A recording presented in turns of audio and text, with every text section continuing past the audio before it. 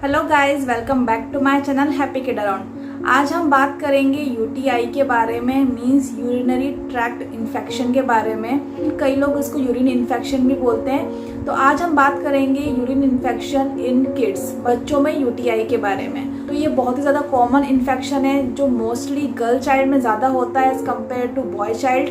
But believe me, ये बहुत ज़्यादा पेनफुल होता है एंड बहुत ज़्यादा बच्चे को परेशानी होती है इससे। एंड इसलिए इसके बारे में जानना बहुत ज़्यादा ज़रूरी है आप पेरेंट्स के लिए, एंड सभी पेरेंट्स को इसकी इन्फॉर्मेशन होना बहुत ज़्यादा ज़रूरी है। तो आज मैं आपसे बात करूंगी कि ये क्यों होता है, क्या रीज़न है यूटीआई होने के, एंड अगर हो जाए बच्चे को तो हमें क्या करना है, एंड प्रिवेंशन के लिए हमें क्या करना है, इन सब के बारे में आज मैं आपसे पूरी तरीके से डिटेल में बात करूंगी। तो चलिए स्टार्ट करते हैं इस वीडियो को, पर उससे पहले एक छोटा सा इंट्रो।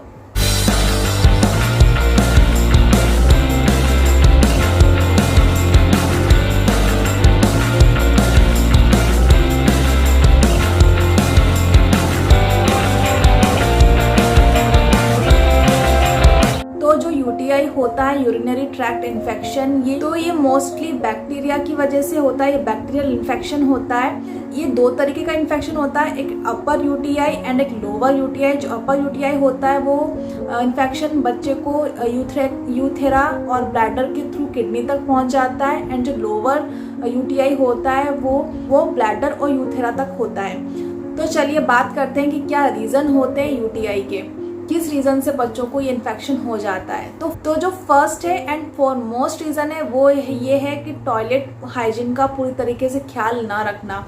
तो जब बच्चा छोटा होता है एंड जब पेरेंट्स बच्चे की पॉटी साफ़ करते हैं, तो कई पेरेंट्स ऐसे होते हैं जो बच्चों की पॉटी बैक टू फ्रंट साफ़ करते हैं, मीन्स पीछे से लेकर आगे तक पॉटी साफ़ करते हैं। तो जिसकी वजह से जो स्टूल होता है, जो पॉटी होती है, वो बच्चे के यूथेरा में लग जाती है एंड वहीं के वहीं बैक्टीरिया डेवलप होने लग जाता है, एंड वही बैक्टीरिया यूथेरा से होते हुए ब्लैडर तक पहुंच जाता है, किडनी तक पहुंच जाता है, एंड बच्चे को एक सीरियस इन्फेक्शन हो जाता है। सेकंड जो रीज़न होता है वो भी बहुत कॉमन है। वो रीज़न ये है कि बच्चा अगर सॉइल्ड नैपी ज़्यादातर पहना रहता है, मीन्स पॉटी वाला डायपर पहना हुआ होता है, एंड उस पॉटी वाले डायपर से जो पॉटी होती है वो बच्चे के यूथेरा में लग जाती है, जहाँ से वो यूरिन करता है वहाँ लग जाती है, जिसकी वजह से वहाँ पे बैक्टीरिया डेवलप हो जाता है। तो ज़्यादा देर तक पॉटी वाली नैपी या फिर पॉटी वाले डायपर पहनने की वजह से भी ये इन्फेक्शन हो जाता है। एंड थर्ड एक और रीज़न होता है बच्चे को बाथटब में बैठाना। बाथटब में बैठा के रखा है और आपने ढंग से उसका स्टूल साफ नहीं किया है, वो स्टूल जब बाथटब में बच्चा बैठेगा तो उससे वो पास ऑन हो सकता है उसके ब्लैडर तक। एंड स्पेशली अगर स्विमिंग पूल में जा रहे हैं एंड स्विमिंग पूल में अगर हाइजीन का ख्याल नहीं रखा गया है या फिर फिल्टर साफ नहीं है स्विमिंग पूल में भी इसका बहुत ज़्यादा रिस्क होता है, क्योंकि स्विमिंग पूल में तो कितने बच्चे आते हैं जिनकी वजह से अगर एक बच्चे को इन्फेक्शन है तो उसके इन्फेक्शन, उसका बैक्टीरिया किसी और को पास ऑन भी हो सकता है अगर स्विमिंग पूल का फिल्टर खराब है या फिर वो फिल्टर्ड वाटर नहीं है तो। एंड फोर्थ रीज़न होता है टाइट कपड़े पहनना। अगर आप बच्चे को टाइट नैपी या फिर टाइट अंडरवियर पहना रहे हैं, इसकी वजह से भी इन्फेक्शन हो सकता है, क्योंकि जो पसीना आता रहता है बॉडी में उसकी वजह से बैक्टीरिया ग्रो होता है। तो ये भी बहुत कॉमन रीज़न है यूटीआई होने का। कुछ चिल्ड्रंस में डिफरेंट वजह से भी यूटीआई हो सकता है। वो एक रीज़न होता है कॉन्स्टिपेशन में। जी हाँ, कॉन्स्टिपेशन की वजह से भी बच्चे को यूटीआई हो सकता है। अगर कॉन्स्टिपेशन होता है तो इंटेस्टाइन में स्वेलिंग आ जाती है, जिसकी वजह से ब्लैडर पे प्रेशर पड़ता है एंड ब्लैडर अच्छी तरह से साफ़ नहीं हो पाता है। एंड जब ब्लैडर अगर अच्छी तरह से उसके यूरिन पास ऑन नहीं होगी ब्लैडर से, तो उसकी वजह से भी यूटीआई बन जाता है। कुछ बच्चों में इंटरनल प्रॉब्लम भी होती है, जिसकी वजह से उनकी यूरिन ढंग से पास ऑन नहीं हो पा रही होती है। एंड कई बार तो बच्चों की यूरिन रिफ्लक्स की वजह से या फिर कुछ इंटरनल प्रॉब्लम की वजह से जो उनकी ब्लैडर है उसकी यूरिन रिवर्स में जाकर वापस किडनी में पहुंच जाती है। तो अगर आपके बच्चे को फ्रीक्वेंटली यूटीआई हो रहा है, इन्फेक्शन हो रहा है यूरिनरी ट्रैक्ट में, तो आपको डॉक्टर से ज़रूर कंसल्ट करना चाहिए कि आखिर उसका रीज़न क्या है, उसको बार बार ऐसा क्यों हो रहा है। कई बार ये इन्फेक्शन न्यूबॉर्न बेबी या फिर प्री मैच्योर बेबी में भी हो सकता है, क्योंकि उनको ये इंडिकेशन नहीं मिल पाता है कि उनका ब्लैडर फुल हो गया है और उनको यूरिन पास ऑन करनी है। इसकी वजह से वो अपनी यूरिन को रोक के रखते हैं एंड इसी की वजह से उनको ये इन्फेक्शन हो जाता है। अब बात करते हैं सिम्टम्स के बारे में। तो क्या क्या सिम्टम्स है जिससे हम पहचान सकते हैं कि बच्चे को इन्फेक्शन है। तो पहला सिम्टम होता है फीवर आना और ओनली फीवर आना, इसके साथ में कोई और सिम्टम नहीं हो, बच्चे को कुछ और नहीं हो, सर्दी जुकाम वगैरह कुछ नहीं हो रहा है, केवल और केवल फीवर आ रहा है, तो ये एक सिम्टम हो सकता है यूटीआई का। बच्चे को एब्डोमिनल पेन हो सकता है, पेट के निचले हिस्से में दर्द हो सकता है। जो बच्चे की यूरिन है वो डार्क कलर की हो सकती है एंड उसमें से बहुत ऑड स्मेल आ सकती है। बच्चे को नोजिया या फिर वॉमिटिंग भी हो सकती है। कई बार अगर यूरिन में ब्लड आ रहा हो या फिर क्लाउडी सी यूरिन हो रही हो, वो भी इन्फेक्शन का एक सिम्टम हो सकता है। अगर आपका बच्चा यूरिन पास करते हुए बहुत ज़्यादा रो रहा है, बहुत इरिटेट हो रहा है, उसको पेन हो रहा है या इरिटेशन हो रही है, तो ये तो सबसे बड़ा सिम्टम है यूरिनरी ट्रैक्ट इन्फेक्शन का।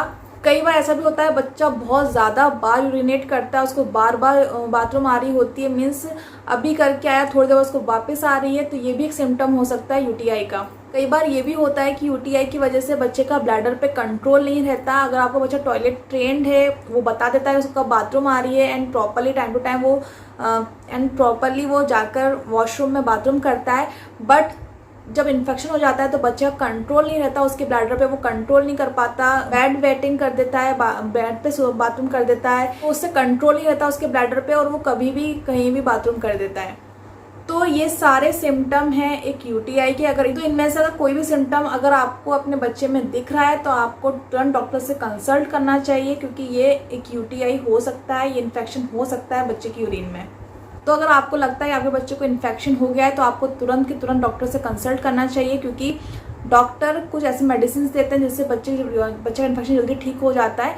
एंड अगर आप टाइम पे उसका इलाज नहीं करवाएंगे तो ये इन्फेक्शन वर्स हो सकता है, क्योंकि ये बैक्टीरियल इन्फेक्शन है और बैक्टीरियल इन्फेक्शन को कभी भी लाइटली नहीं लेना चाहिए एंड तुरंत के तुरंत आपको डॉक्टर से कंसल्ट करना चाहिए।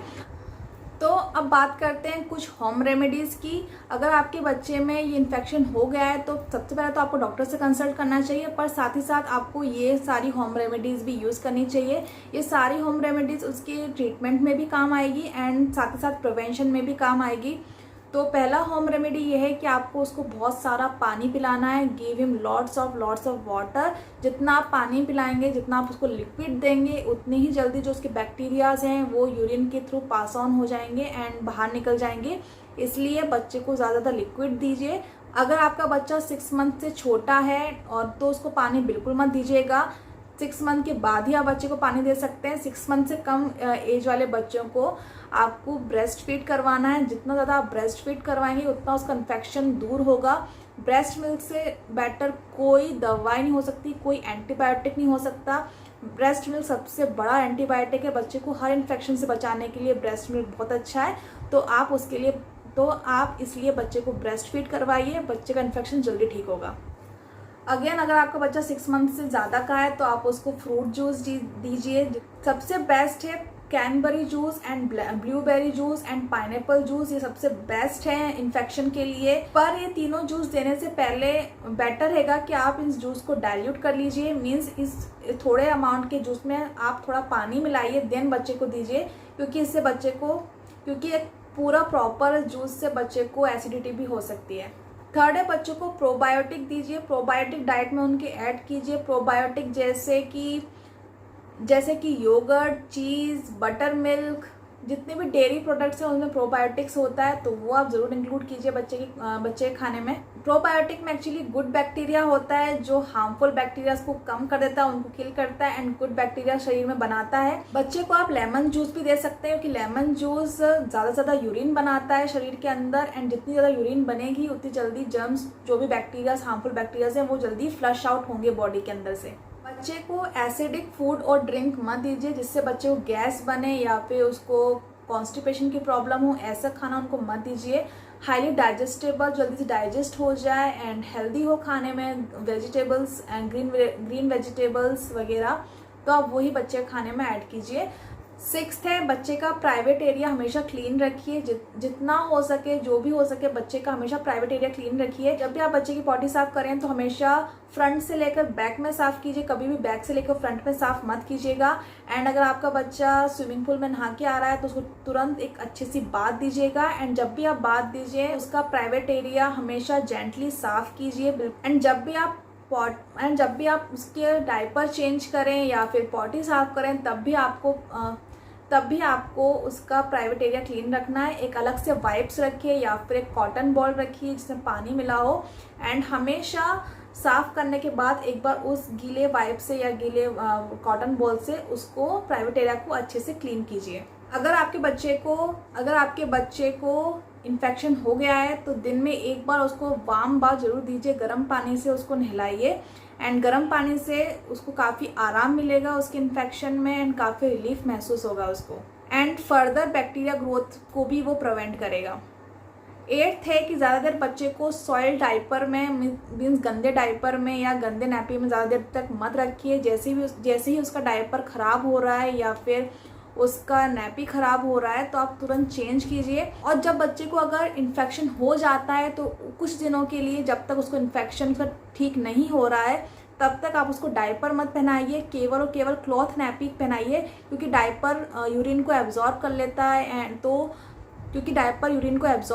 है एंड अगर उस यूरिन में बैक्टीरिया है, इन्फेक्शन है, तो वो फर्दर इन्फेक्शन को बढ़ाएगा। इसलिए उस टाइम पे आप केवल और केवल क्लॉथ नैपी ही यूज़ कीजिए, एंड तुरंत जब भी ख़राब हो रही है तुरंत के तुरंत चेंज कीजिए। 9th है, बच्चे को आप बार बार यूरिन पास करवाइए, उसको याद दिलाइए कि उसको बाथरूम जाना है, क्योंकि बच्चे कई बार खेल में भूल जाते हैं उनको बाथरूम जाना है, तो प्रॉपर उनको ध्यान दिलाइए कि उनको बाथरूम जाना है। आप एक टाइम फिक्स कर लीजिए, एंड एज ए पेरेंट्स हमें मालूम होता है कि नॉर्मल टाइम में बच्चा कितनी बार बाथरूम जाता है, किस टाइम पे बाथरूम जाता है, एंड अगर वो बच्चा खेल में ये चीज़ भूल रहा है तो आप उसको याद दिलाइए कि उसको बाथरूम जाने का टाइम आ गया है, उसको बाथरूम जाना है। तो ये भी बहुत ज़रूरी है, स्पेशली यूटीआई के टाइम पे बहुत ज़्यादा ज़रूरी है कि आप बच्चे को ज़्यादा यूरिन पास करवाइए। 10th है, विटामिन सी रिच फूड आप बच्चे को खिलाइए, उनकी डाइट में ऐड कीजिए। जो विटामिन सी होता है वो ब्लडर को हेल्दी रखता है, इसलिए विटामिन सी बहुत ज़रूरी है बच्चों की डाइट में। तो इस टाइम पे तो स्पेशली आप बच्चे के डाइट में विटामिन सी ऐड कीजिए। बच्चे की डाइट में गार्लिक ज़रूर ऐड कीजिए। गार्लिक जितना ज़्यादा हो सके उनके खाने में मिलाइए, किसी भी फॉर्म में मिलाइए, पर लहसुन बहुत ज़्यादा असेंशियल है इस टाइम पे, क्योंकि लहसुन इस बैक्टीरिया को किल करता है। एक बहुत ज़्यादा अच्छा तरीका है इस इन्फेक्शन को ख़त्म करने का। तो गार्लिक आप बहुत ज़्यादा इंक्लूड कीजिए बच्चे की डाइट में। 12th है, आप बच्चे को कोकोनट ऑयल यूज़ कर सकते हैं उनसे खाने में। अगर बच्चे को इन्फेक्शन हो रहा है तो अगर आप बच्चे खाने में कोई और ऑयल डालते हैं तो आप कोकोनट ऑयल यूज़ करना शुरू कर दीजिए उसके खाने में, क्योंकि कोकोनट ऑयल में बहुत अच्छी एंटी बैक्टीरियल प्रॉपर्टीज़ होती है जो बच्चे के बैक्टीरियाज को ख़त्म करेगी। इसलिए कोकोनट ऑयल ज़रूर यूज़ कीजिए उसके खाने में। एंड इवन आप उसकी यूथरा में मीन्स जहाँ से वो यूरिन पास करते हैं उस एरिया में, उनके प्राइवेट पार्ट में आप कोकोनट ऑयल भी लगा सकते हैं। ये बहुत ही अच्छा रिलीफ करेगा बच्चे के पेन में, एंड उसको इरिटेशन बहुत ज़्यादा कम होगी, एंड इन्फेक्शन बहुत जल्दी ठीक होगा।